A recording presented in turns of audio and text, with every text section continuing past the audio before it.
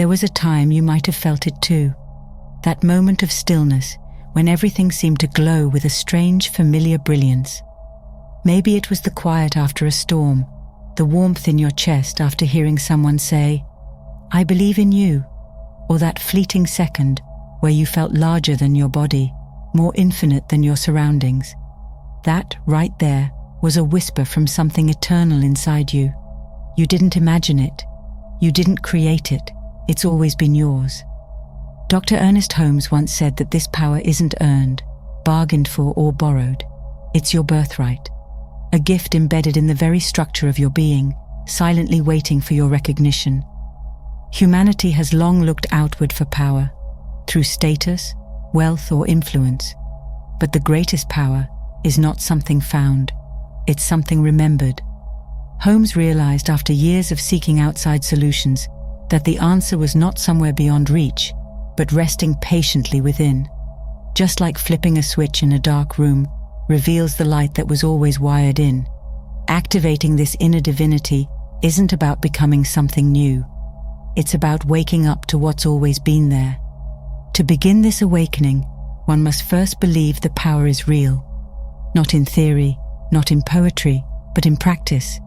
You are not separate from the source that created oceans, stars, and galaxies. You are a unique expression of it. As strange as it sounds, you are not just alive. You are life itself in expression. Activating your divine power begins with reclaiming your rightful place as the outlet for something infinite. And the journey starts by flipping a mental switch you didn't realize you had. Understanding your power begins with one simple truth. Divine energy is always flowing. It's your awareness of it that determines your experience. Holmes likened us to lamps already plugged into the power source. The issue isn't connection, it's whether you've turned the lamp on. Visualization, he taught, was the first step, a sacred ritual to shift from belief into experience. Imagine a light switch in your mind, not symbolic, but functional. Each time you flip it in your mind's eye, you are saying, "I choose to remember who I am."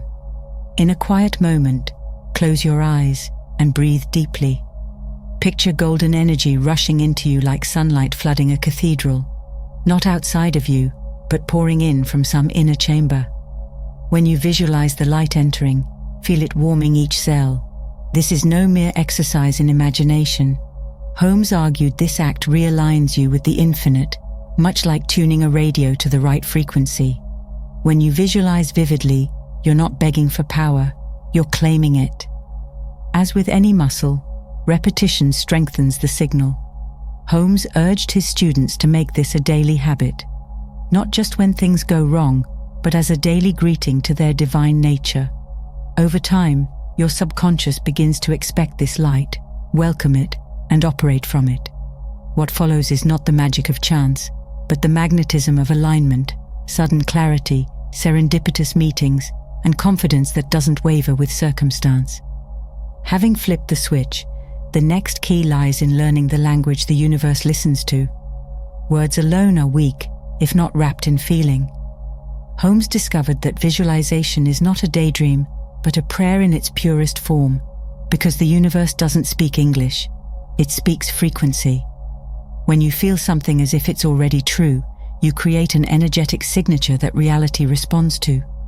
You become a living blueprint of the future. Take a desire and don't just see it, embody it. Don't just say, "I want abundance." Feel the security of already having it. Taste it in your imagination, touch it, smell it. Words may describe your wish, but emotions are the ink that etch it into the fabric of reality. There is one infinite mind from which all things come, Holmes taught, and every time man thinks, he uses it. Thinking, however, must go hand in hand with feeling to spark manifestation. Consistency builds the bridge between mind and form. A 10-minute daily visualization, enriched with emotion and gratitude, rewires your internal compass. It becomes not a hope, but a knowing. And from knowing flows transformation, not as a miracle from above, but as a natural outcome of inner alignment. Just as seeds do not beg the sun to rise, your vision, once felt deeply and repeatedly, begins to sprout without force. If visualization is the architecture of divine expression, then emotion is the current that brings it to life. Holmes referred to emotions as a sacred language, far more ancient than thought. Feelings broadcast your state of being more loudly than words ever could. Joy, gratitude, peace, these are not just pleasant states, they are vibrational keys that unlock matching realities. When joy fills your chest, reality bends in subtle ways. Conversations shift, opportunities open. It's as if life itself responds to your emotional state like a mirror made of wind and light. Holmes likened emotions to magnets. What you feel consistently becomes the organizing force of your reality. A grateful heart becomes a magnet for more to be grateful for. An anxious mind, a beacon for chaos. Thus, to activate divine power is to master the emotional climate within. Try beginning each morning, not with a to-do list, but with a to-feel list. Decide which emotional states you'll inhabit. Start small, joy in brushing your teeth, gratitude in each breath, then build momentum. By the time challenges arise, your inner state remains steady, no longer reactive but responsive. Holmes taught, the problem is not the problem is our perspective on the problem. Your emotional lens either distorts or clarifies. Align it with truth, and power flows effortlessly. But what happens when even deep feeling and focused visualization don't bring immediate results? Here lies the paradox. The power you claim must also be released. Surrender is not giving up, it's stepping aside. Holmes called it the art of trusting the divine flow. To surrender is to cease wrestling the current and allow yourself to be carried where you're most needed. Resistance is heavy, surrender floats. Visualize every effort, every desire, as a balloon in your hand. Now release them into the sky of divine intelligence, not to abandon them, but to let them rise beyond the limits of personal control. I trust the process of life and allow my divine guidance to lead me, Holmes taught.